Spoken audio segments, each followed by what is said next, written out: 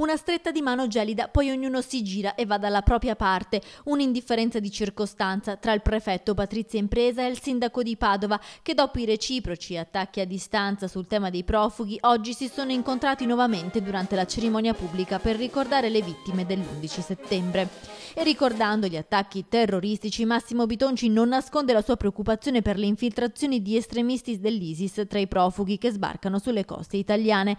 Il governo sta sottovalutando questo rischio per nulla remoto. La risposta ad Alfano e all'accoglienza sarà sempre no, ha detto Bitonci. Il fronte dei sindaci no profughi si sta allargando moltissimo perché da pochi sindaci adesso siamo oltre 30. Secondo il Ministero dell'Interno altri 2075 profughi dovrebbero arrivare in Veneto nei prossimi mesi.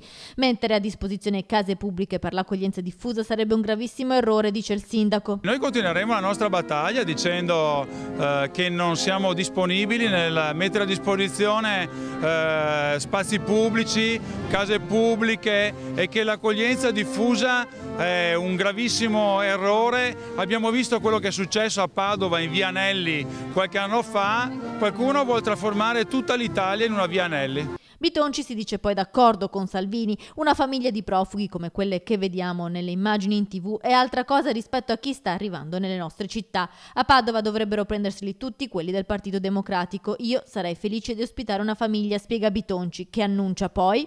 E penso che Salvini annuncerà un'uscita anche generalizzata di tutti i sindaci della Lega Nord, oltre a moltissimi anche del centrodestra, perché è un fiume in piena, e poi andremo tutti quanti a Bagnoli.